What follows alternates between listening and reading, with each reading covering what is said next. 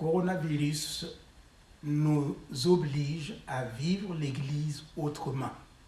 Et c'est ce moyen que Dieu nous donne, que nous voulons utiliser pour partager ensemble nos besoins, nos sujets devant le Seigneur. Soyez bénis.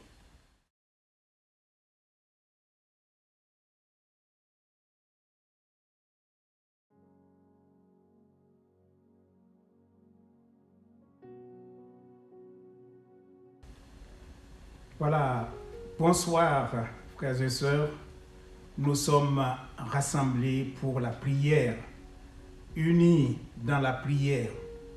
Mardi, c'est notre soirée de prière et nous voulons continuer ensemble à vivre ces moments autour de la parole de Dieu, intercédant les uns avec les autres, les uns pour les autres, nous encourageant pour que ces temps, qui sont des temps difficiles, nous puissions ensemble remporter des victoires au nom de Jésus-Christ. Et pour cela, nous voulons introduire un passage biblique qui fera l'objet de notre courte méditation et nous permettra de nous introduire dans un temps de prière en nous basant sur les Saintes Écritures. Je rappelle que nous sommes en train d'étudier le livre d'Exode. Et c'est l'occasion pour les frères et sœurs de lire, d'étudier et de reviser ce que nous avons pu partager jusqu'à ce jour. Et ce soir, je souhaiterais que nous puissions lire une portion des Saintes Écritures dans Exode au chapitre 14. Nous lirons à partir du verset 11 jusqu'au verset 14. Exode chapitre 14 du verset 11 à 14. Ils dirent à Moïse, donc le peuple d'Israël, n'y avait-il pas de sépulcres en Égypte sans qu'il fût besoin de nous mener mourir au désert? Que nous as-tu fait en nous faisant sortir d'Égypte? N'est-ce pas là ce que nous te disions en Égypte? Laisse-nous servir les Égyptiens, car nous aimons mieux servir les Égyptiens que de mourir au désert.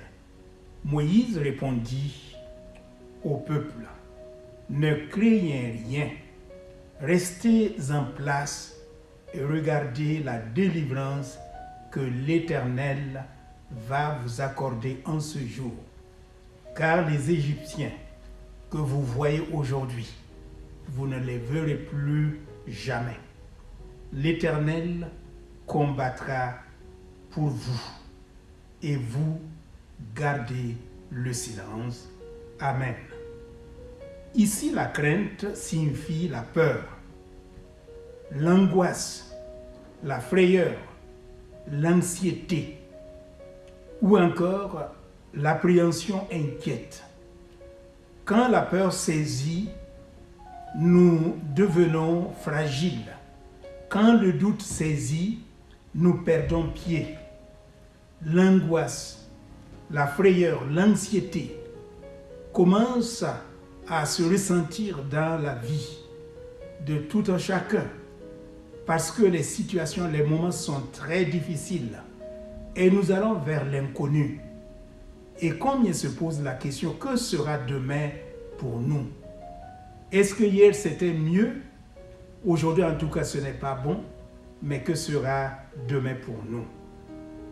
Il y a dans ce récit que nous venons de lire l'histoire de ce peuple qui a connu l'esclavage, qui a été retenu, qui a été obligé de travailler pour le pharaon, battu, il devait fabriquer des briques, il devait travailler durement.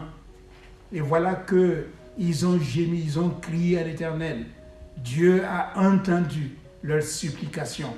Et Dieu va envoyer un libérateur en la personne de Moïse. Moïse va répondre, il va obéir, le peuple va connaître un moment de combat, de lutte, parce que le Pharaon ne va pas exaucer à la prière qu'ils se sont adressés, qu'ils se sont fait monter vers le Seigneur. Ils vont avoir un temps d'épreuve, un temps de combat, parce que le Pharaon va réagir. Mais jusque-là, le peuple attend le libérateur. Et Moïse va enfin pouvoir conduire le peuple à quitter le lieu où ils sont esclaves, où ils doivent servir, ils doivent travailler, ils doivent quitter cet endroit pour aller vers le pays promis, le pays du repos, le pays où il y a la paix. Et durant leur traversée, la peur commence à saisir parce que c'est face à l'inconnu. Et ils commencent leur marche à travers le désert et voilà qu'un grand obstacle se dresse à leur vie.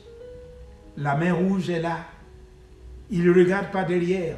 Ils voient le Pharaon, ses soldats, ses cavaliers. Ils sont derrière. Ils essaient de les poursuivre pour les arrêter. Et face à ce moment difficile où ils ont devant eux la mer, derrière Pharaon et ses soldats, eh bien ils se disent, Moïse, qu'as-tu fait? Est-ce qu'il n'y avait pas assez de cimetières? Il n'y avait pas de sépulcres en Égypte pour que tu nous amènes ici dans le désert pour mourir inutilement? Voyez, c'est un moment difficile que ce peuple a connu. Et ce même peuple va commencer à douter de ce que Moïse venait de faire, de ce que Dieu venait d'accomplir à travers la vie de Moïse et d'Aaron, où les miracles se sont produits. Ils ont vu beaucoup de choses se passer, mais ils viennent d'oublier tout cela. Ils viennent de douter. L'anxiété a envahi, a rempli leur cœur. L'angoisse a envahi leur vie. La frayeur était là. Ils se sont dit, c'est fini pour nous. Si on continuait à travailler durement, eh bien, on allait peut-être mourir dignement. Tandis que là, nous sommes poursuivis et nous allons tous mourir. Et c'est là où Moïse, face à ces murmures, face à ces paroles, face à ces angoisses, va être sensible et va s'adresser à ce Dieu tout-puissant du fond de son cœur. Et il va venir avec une parole, une recommandation qu'il va adresser au peuple de Dieu. Et il dira, eh bien, ces Égyptiens que vous voyez aujourd'hui, vous ne les verrez plus. Vous ne les verrez plus jamais.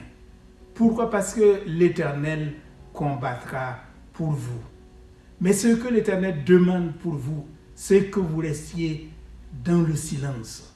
Parce que dans ce silence, Dieu parle. Dans le silence, Dieu travaille. Dans le silence, Dieu agit.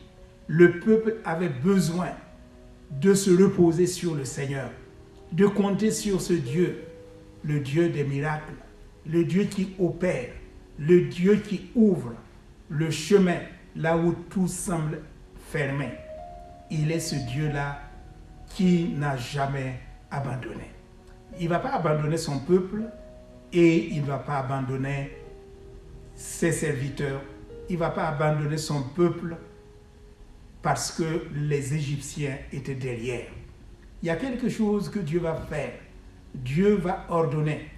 Dieu va donner le miracle encore pour que le peuple réalise qu'ils ont affaire à un Dieu tout-puissant. Le Dieu qui combat pour eux. C'est le même Dieu qui combat pour nous, frères et sœurs. Il est ce Dieu, le Dieu tout-puissant. Nous pouvons être poursuivis par des épreuves, par la maladie, par des attaques, par des difficultés, par des préoccupations, par des soucis. On peut se poser la question, que va-t-il être pour moi? Quel sera-t-il de ma vie? Qu'est-ce qui va se passer pour mon existence alors que je vais vers l'inconnu? Et que devant moi, il semble que j'ai une mer, la mer rouge est là. Je ne peux pas traverser. J'aimerais seulement nous encourager avec cette parole que Moïse va dire. Ne craignez rien. Alors, mon frère, ma soeur, ne crains pas. Ne crains pas ce que demain sera pour toi. Ne crains pas parce que tu ne sais pas l'issue, tu ne connais pas l'issue, tu ne sais pas qu'est-ce qui va arriver, qu'est-ce qui va se passer.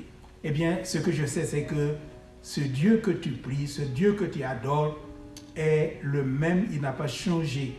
Ses projets ne sont pas à leur terme. Il renouvelle chaque matin ses grâces, ses faveurs pour toi. Et aujourd'hui encore, il est le même qui veut renouveler son alliance avec chacun de nous. Prenez confiance, ayez confiance, marchez dans la confiance, laissez la peur à côté et ayez confiance que Dieu est celui qui veille sur vos vies.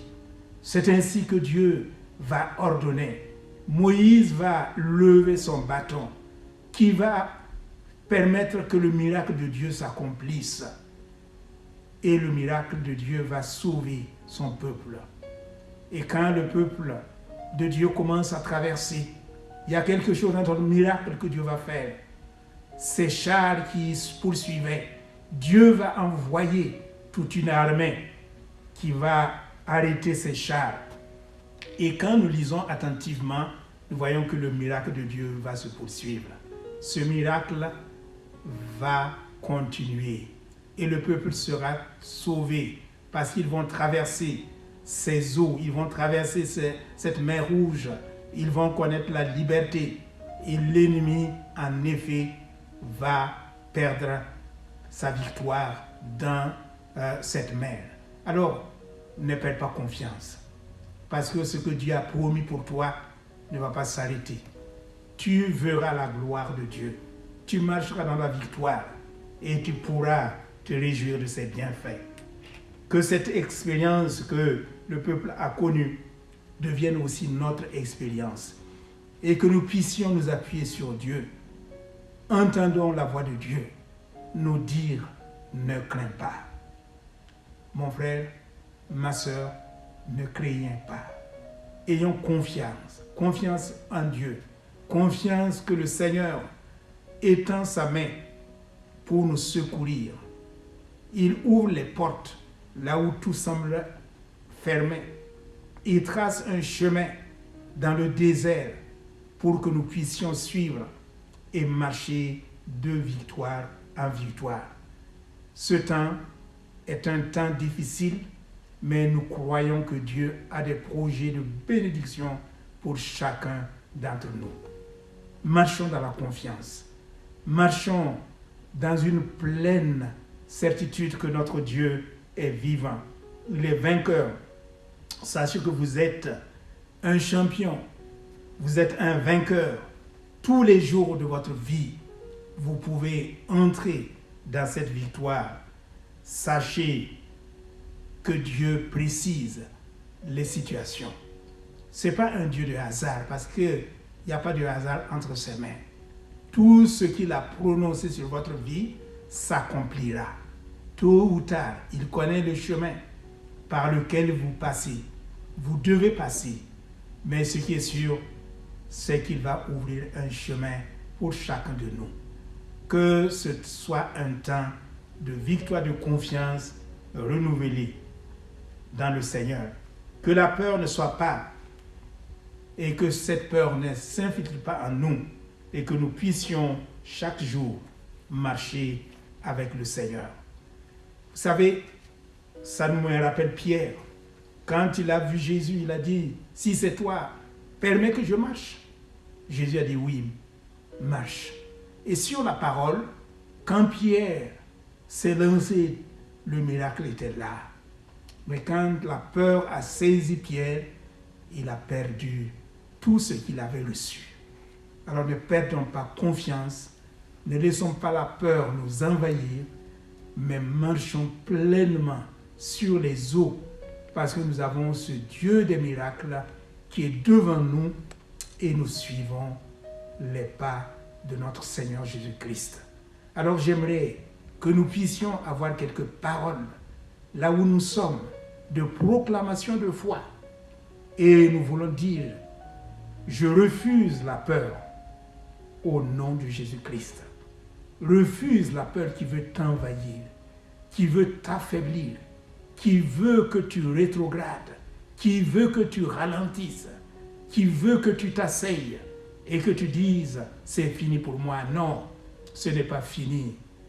Avance en pleine eau, le Seigneur est là. Une autre proclamation, je suis rempli d'audace et j'avance toujours. Avance toujours, chaque jour, un pas après l'autre, parce que le Seigneur marche lui-même devant toi. Sois rempli d'audace. Ose faire ce pas de foi. Ose faire ce pas de géant. Montre que celui qui est en toi est plus fort et plus puissant que celui qui est dans le monde. Troisième proclamation, les choses que je vois aujourd'hui, je ne les verrai plus jamais au nom de Jésus.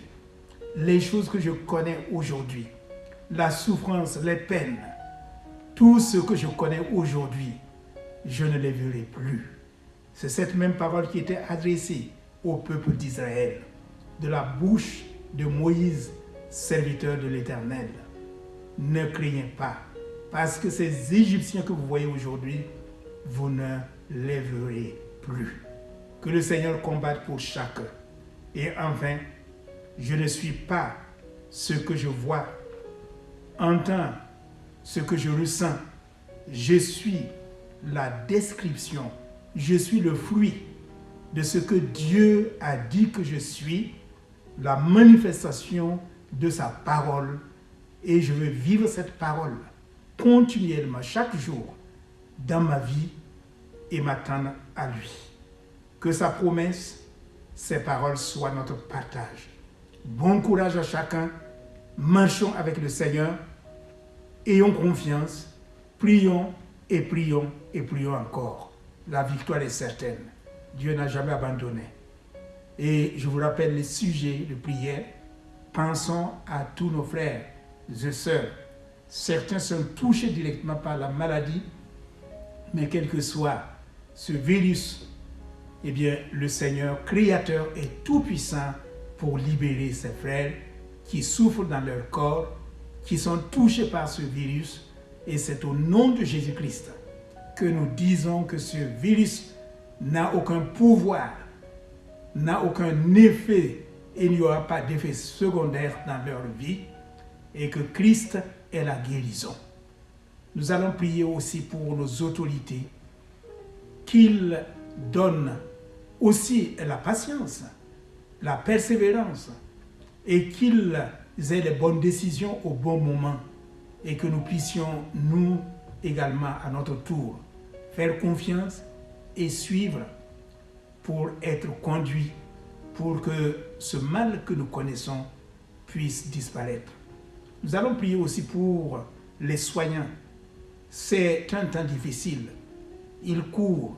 Et pas plus tard que aujourd'hui, j'écoutais les informations où un reportage en Italie parlait, une infirmière disait, quand je rentre le soir chez moi, je ne peux pas dormir. Et quand mon mari me parle, j'ai de la peine.